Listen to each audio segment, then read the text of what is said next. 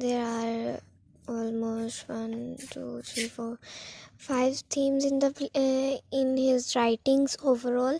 So we will discuss them. First of all, death is an ever-present reality in Plath's poetry and manifest in several different way. जो सबसे important इसका theme है ना वो death है, और Sylvia Plath ने इसके बारे में बहुत कुछ लिखा है. One common theme is the void left by her father's death. In full fathom 5 Sylvia Plath की एक पोइम है in which she speaks of his death and burial, mourning that she is forever exiled. In the Colossus, she tries in vain to put him back together again and make him speak. In Daddy, she goes further in claiming that she wants to kill him herself, finally exercising his vicocious hold over her mind and her work. अच्छा, ये almost 8 years की थी जब इसके father की death हो गई थी, लेकिन ये चाहती थी कि वो उसको खुद मारे. इसके काफ़ी ग्रजेस थे अपने फादर के साथ, तो इसने बहुत कुछ लिखा भी है अपनी पोइट्री में उनके बारे में. And death is also dealt with in terms of suicide, which early corresponds to her own suicide attempts and eventual death by suicide. In Lady Lazarus, she claims that she has mastered the art of dying after trying to kill herself multiple times. She sneers that everyone is used to crowding in the watching her self-destruct. Suicide, though, is presented as a desirable alternative in many of these works. The poem suggests it would release her from the difficulties of life and bring her transcendence, wherein her mind could free itself from its corporeal cage. The desire is exhilaratingly expressed in Ariel. Ariel is the name of his poem, and bleakly and resigningly expressed in Edge. Death is an immensely vivid aspect of Plath's work, both in metaphorical and literal representation. Next theme is victimization. Plath felt like a victim to the men in her life, including her father, her husband, and a great male dominant literary world. Her poetry can often be understood as response to these feelings of victimization, and many of the poems with a male figure can be interpreted as referring to any or all of these male forces in the life. In regards to her father, she realized she could never escape his terrible hold over her. She expressed her sense of victimhood in The Colossus and Daddy. The Colossus and Daddy are the names of his poem, using powerful metaphors and comparisons to limn a man who figured heavily in her physique. Her husband also victimized her through the power he exerted as a man, both by assuming he should have the literary career and through his infidelity. Plath felt relegated to a subordinate feminine position which stripped from her any autonomy or power. Her poems from the Colossus era express her frustration over the strictures under which she operated. For instance, A Life evokes a menacing and bleak future for Plath. However, in her later poems, she seems finally able to transcend her status as victim by fully embracing her creative gifts. Metaphorically killing her father in Daddy and committing suicide in Lady Lazarus and Edge. The next important theme is patriarchy. Plath lived and worked in 1950s and 1960s England and America society. England and American societies um, characterized by very strict gender norms. Women were expected to remain safely in consent in the house, with motherhood as their ultimate joy and goal. Women who ventured into the arts found it difficult to attain much attention for their work and were often subject to marginalization and disdain. Plath explored and challenged this reductionist tendency through her work, offering poems of intense vitality and stunning language.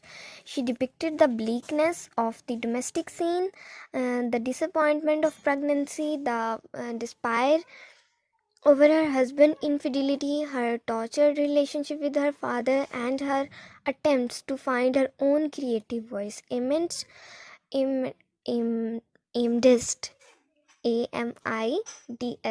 amidst the crushing weight of patriarchy. She shied away from using gentle language and avoided writing only the traditionally female topics. Most impressively, the works remain poetic and artistic rather than political because of her willing to admit ambivalence over all these expectations, admitting that both perspective can prove a trap. So, next theme is nature. Images and illusion to nature permeate Plath's poetry. She often evokes that sea and the fields uh, to great effect. The sea is usually associated with her father. It is powerful, unpredictable, mesmerizing, and dangerous. In In Full Freedom 5, her father is depicted as a sea god. An image of the sea is also used in uh, Confusion, there suggesting a terrible sense of loss and loneliness. She also pulled from her personal life, writing of horse riding on the English fields in Sheep in Fog and Ariel. In these cases, he uses the activity um, to suggest an otherworldly mystical arena in which creative thought or unfettered emotion can be expressed.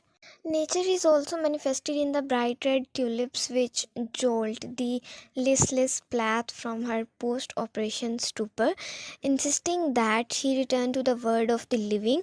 Here, nature is a provoker, an instigator, it does not want her to give up. Nature is an ubiquitous theme in Plath's work. It is a potent force that is sometimes unpredictable but usually works to encourage her creative output. The self. Next theme is the self.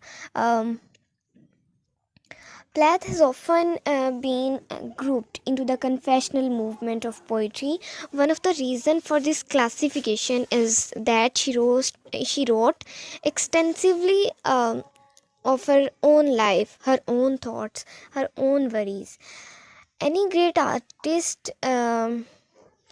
both create his or her art and is created by it, and Plath was always endeavoring to know herself better through her writing.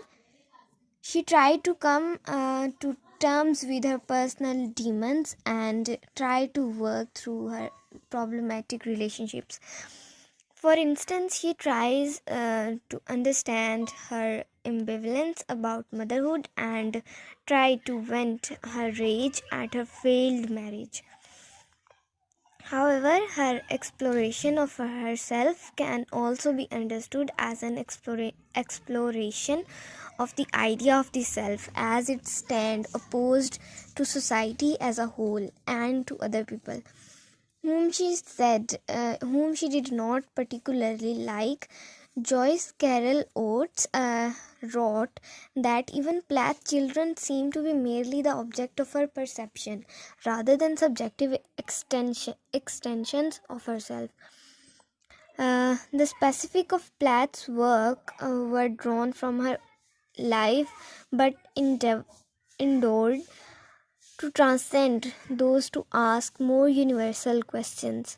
Most infamously, Plath imagined herself as a Jew. Another wounded her persecuted victim. She also tried to engage with the idea of self in terms of the mind and body dialectic. Edge, the shape in fog are the poems, and these poems explore her desire to live the earthly life but expresses some ambivalence about what is come after. Ariel suggests it is glory and oneness with nature, but the other two poems do not seem to know what will happen to the mind or soul once the body is eradicated. The conflict between the self and the world outside can be used to understand almost all the Plath's poems. Next theme is the body. Many of Plath's poems deal with the body in terms of motherhood, wants, operation, and death. In metaphors she describes how her in metaphor is the name of his poem. She describes how her body does not feel like it is her own. She is simply a means towards delivering a child in tulips and alive. The body has undergone an operation. With the surgery comes an excising of emotion, attachment, connection, and responsibility. The physical cut has resulted in an emotional severing, which is a relief to the depressed woman. Cut is a poem by Sylvia Plath depict the thrill Plath feels on almost cutting her own thumb off. It is suggested that she feels more alive as she contemplates her nearly decapitated thumb and watches the blood pool on the floor. Contusion is also a poem. It takes things further. She has received a bruise for some reason, but unlike in Cut, where she eventually seemed to grow uneasy with the wound, she seemed to welcome the physical pain, since the bruise suggests an imminent end of her suffering. Suicide, the most profound and dramatic thing one can do to one's own body, is also central to many of her poems. Overall, it is clear that Plath has constantly discerning the relationship between mind and body and was fascinated with the implication of bodily pain. Next major theme is motherhood. Motherhood is a major theme in Plath's work, and she was profoundly ambivalent about this prescribed role for women, writing in metaphors about how she felt insignificant as a pregnant woman, a mere means to an end. She lamented how grotesque she looked and expressed her resignation over a perceived lack of options. However, in Child, she delights in her child's perception of an engagement with the word. Of course, Child is the name of his poem. Child ends with the suggestion that she knows her child will someday see the harsh reality of life. Plath did not want her children to be contaminated by her own despair. This fear may also have manifested itself in her last poem, Edge, in which some critics have discerned a desire to kill her child and take them with her far from the terrors of life. Other poems in her oeuvre express the same tension. Overall, Plath clearly loved her children, but was not completely content in either pregnancy or motherhood.